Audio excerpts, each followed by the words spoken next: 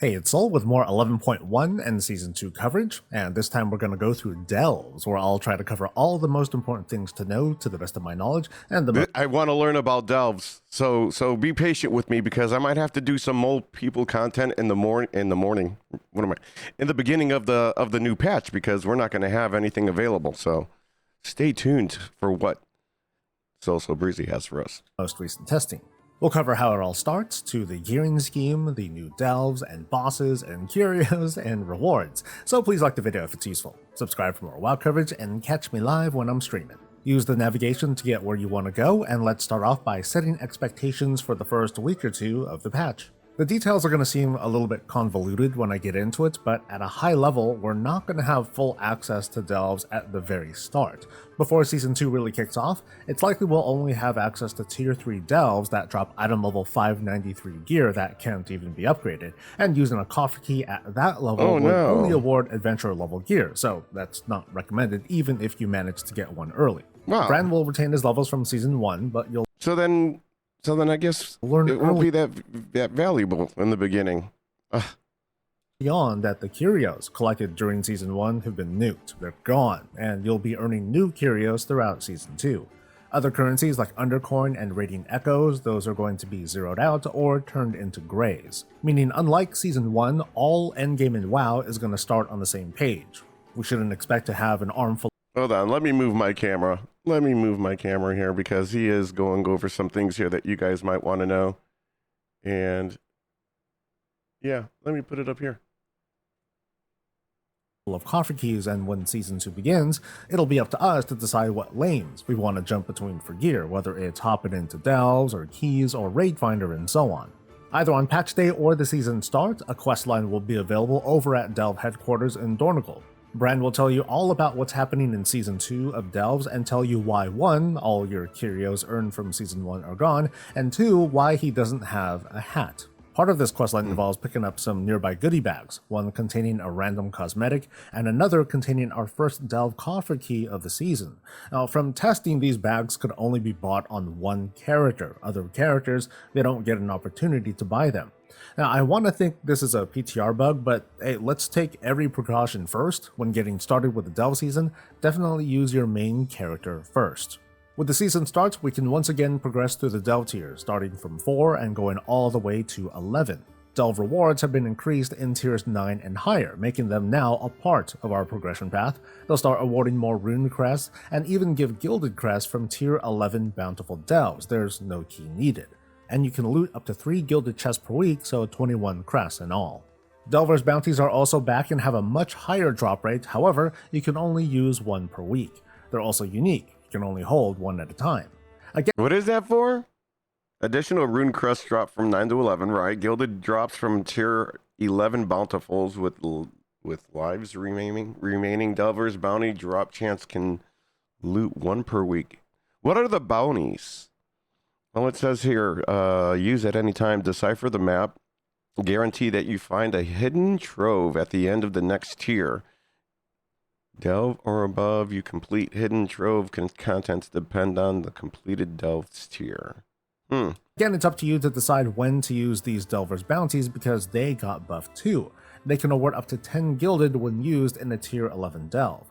It also no longer matters what tier they came from, and they're not tied to a specific tier, meaning if one drops from a low-level tier delve, you can use it on a tier 11 for the best bonus. There's also a new mechanic called Nemesis Packs. It's kind of similar to the Zekfir buffs in higher tier delves. Up to 4 packs are scattered throughout a delve, and defeating them all will spawn a Nemesis chest at the end of the delve. Defeat all the packs and you get the best rewards. At the highest difficulty, these will drop up to 5 rune crests on top of what you normally get. So here's a chart to keep your aspirations in check. These bounties last season were hero grade gear. That sounds pretty good, right? That sounds like it's worth it. By clearing any tier 11 delve, you can earn up to 13 rune crests if you also defeat all the Nemesis packs. Bountiful delves can award up to 7 gilded crests 3 times a week, and you can use 1 Delver's bounty to earn another 10 gilded per week if used on a tier 11. So this makes for huge accessibility to high level gear compared to Season 1 when... So if you do the max of 3, and that's 21, and then you do your gilded max you get another 10, so that could be like 31 gilded in a week if you're really hitting it at these delves. Is that what they're saying? Pure delvers were left struggling and starved. 2 new delves will be introduced. Side Street Sluice is a very small and packed delve with baddies awaiting around corners, above, and below you. It's located in Undermined in the city proper.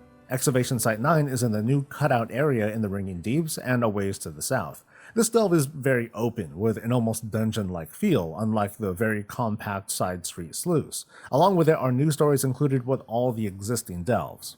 Like in Season 1, there's a big bad. This time, it's the Underpin. He's the one behind Brand's hat theft. He'll be accessible as soon as we can run Tier 8 delves, and another version is available to fight at Tier 11, so it's pretty much like Zekfir. We don't know anything about him, he's meant to be a surprise, and I'll be sure to decorate his floor with my corpses as soon as possible. Let's go over Curios. Progression on earning these is only a little bit different in Season 2. Rank 1 Curios are guaranteed drops from pretty much any tier delve. We can no longer skip ranks, but using a coffer key from a bountiful delve will guarantee a curio. So the quick and dirty of it is we'll be running lots of delves to upgrade them. Now let's cover them and I'll give some quick takes on which I think are good. Under combat curios, my favorite is the Goblo Magnetic Bouncing Grenade. I don't really notice when the stun works, but it's good steady damage we don't have to think too much about. The Mechasaur Easy Build Kit isn't bad either. It makes Brand's Egg more potent and you don't have to help destroy it anymore. The Pinged Augment chip is a bit of a risky move. It ups Brand's throughput, but you have to be careful of an ad that occasionally spawns. It runs towards Brand, and if it touches him, he'll be stunned and lose a chunk of life. The other combat curios are just okay. The Foot Bomb is pretty fun, but you also have to watch the ground and it draws your attention away from the fight. The Pocket Factory offers a combination of crowd control, damage, and healing, but it's only so-so, and the other 2 curios are mostly utility-based and also situational. Not that these are bad, I just think the other curios are better. Under utility curios, my 2 favorites are the passive. And I know, we all know it. I'm going to be asking you guys what are the best. Or we're going to definitely have to try and find out some resource to tell us what's the best, because I have no clue what any of this shit means. Pacifist Rig and the 3-dimensional printer. On the PTR, the Pacifist Rig is stupidly powerful. It summons a mecha that has way too much HP and deals millions of damage over 20 long seconds. If it procs during a boss encounter, for example, that boss is pretty much dead by the time the buff wears off. But the proc is random. It'll often fire off at the end of a trash pull or some other inconvenient time. Meanwhile, the 3-dimensional bioprinter is very steady damage. It'll make a copy of elites you encounter in the delve up to 2 at max level. They're only dumb clones that deal melee damage, they don't copy abilities, so again, it makes it a small but reliable form of throughput, as long as you stay alive at least, because they'll despawn if you go down. My tip for now is to clear all the way to the boss with whatever curio combo you like, and then, if you need the help, switch to the Pacifist Rig to quickly blow through the boss. But knowing how potent it is, I have a feeling that I might get nerfed before long. Loot Raider. Either that or else they'll probably make it one of the hardest curios to get. You know how that is, like it'll have a very rare drop chance because it is so powerful. Is also pretty good if you're XP farming, and it's another relatively flat throughput buff. The biofuel rocket gear works pretty well if you overpower a delve, or if the delve features lots of weaker mobs. The comically large magnet is for those situations where you're taking too many hits, and the Kaja-Cola carrier, well, that works pretty well with buffs as you progress through a delve.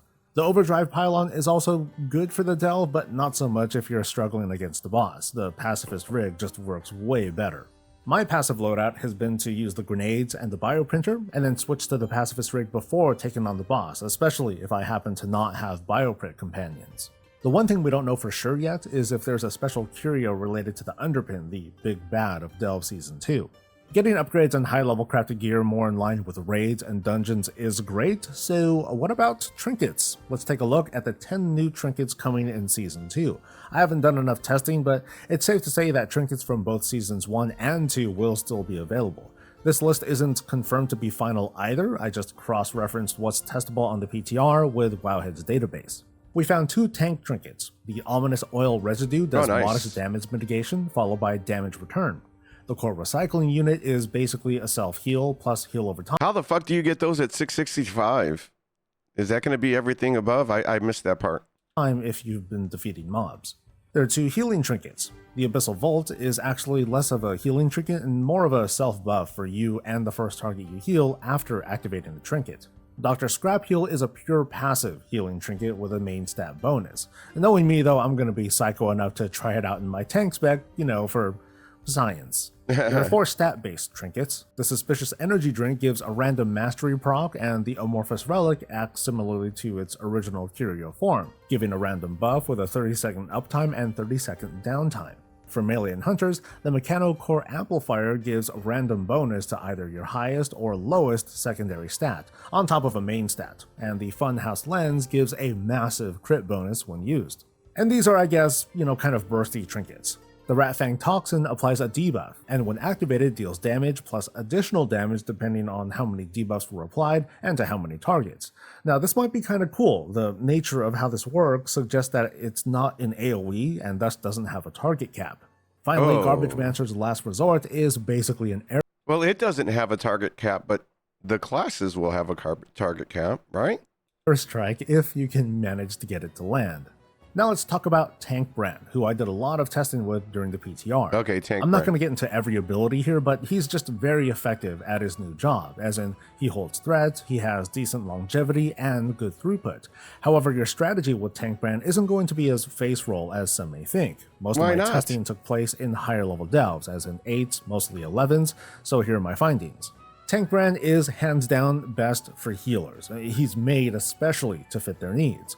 All they need to do is keep Bran up and he'll get the job done. He'll hold aggro, he'll kick spells and stun and reduce your damage taken, and of course lay down some justice. All you need to do as the healer is be patient, don't overpull too much, and Bran will take you to victory. Okay. Non-healers will have to be careful about Bran's survivability and what they can do to help him out. Tank Bran's throughput depends heavily on his healing received, so if your class can't off-heal, Bran's DPS will only be so great, and eventually he'll go down, and will need a revive. It's a move that's likely to kill you unless you've got a big defensive cooldown. Tank Brand still works though if you're not a healer. You just need to only pull enough that he can handle, and then let him have a moment to drink between pulls. On higher tier delves, and especially higher tier bosses, Tank Brand will eventually go down without a lot of dedicated healing. Also keep in mind he'll stand in AoE without a care in the world, causing lots of trouble for close range classes without a taunt option. My suggestion for non-healers is to use Tank Brand as needed, but not by default. Of course, I don't have experience with many classes at all, so ultimately your mileage will vary. So outside of gear progression, what do we get from delves? What sorts of we get a new souvenirs can we mount. score to say, yep, I was here? First off is the new mount, the Delver's Gobtrotter, which follows the same progression scheme as the Delver's Dirigible. Okay. You're going to get it right away with the Season 2 Delve intro. I had this question on our last video, or a couple videos ago, because I was curious what the mount was. So, okay, all right. The customizable bits can be purchased via Undercoin and earned in the Delve Season track. A blinged out version is attainable if you defeat the Underpin solo before the end of Season 2. There's a Delve Season track featuring the usual progression, but also includes the Devilbot 7001. It's a toy that'll teleport you to a bountiful delve, which makes it a cool way to start your day. Unfortunately, it's pretty far down the delve track, and I hope this toy works for all delves in WoW going forward. At the end of the delve track is a new campsite appearance for your warband. It's part of a new feature with this patch. A color tint of the 11.1 world set can also be farmed up from delves, and the previous season's world. No, let's check these out. The mail looks good for Hunter. I like the Hunter one. The one for the leather doesn't look bad either. And cloth actually looks pretty good. I'm not sure about the plate. I don't know how I feel about that one. Maybe you guys could let me know. But I think that looks pretty nice. World set color can be bought from Finley Murgleton. The cosmetics from Season 1 will still be around, along with all new cosmetics for Season 2, more rare drops, and a certain special hat via questline. There's a handful of new achievements, but here are the ones that give the cool stuff. The Key to Madness awards a big old key as a cloak transmog. Okay. All you have to do is spend a total of 500 coffer keys on bountiful delves, no big deal. Complete 500 delves for the Delver title and 1,000 delves for the Infinite Delver title. Defeating the Underpin at all will award a cool back piece. You get a title if you defeat him in hard mode. That would be neat if that actually provided you with a like the rocket does, the rocket backpack does, and the new aisle that we get the ring at. It would be nice to have a little interactive ability like that. And I mentioned the Underpin solo achievement already. That about covers everything Delve, which makes this to be a pretty robust offering this season. But if I missed anything, please fire away in the comments. I hope this helped you out, and if so, please like the video, share it with others, subscribe for more WoW coverage and guides. Very cool. Catch me live, and I'll catch you later. Stay safe, stay healthy, and stay breezy. Stay breezy. That was cool, man. That was cool. I think that's good shit right there. You know, I want to be one of the mole people if possible. If possible, I'd like to try and see if I could do a little bit more in Delves this season, just to get my brand up. You know, just to get my brand up would be really neat. So if you do like it, I'll share it with chat. And yeah, that's about all we have. See you in the next one.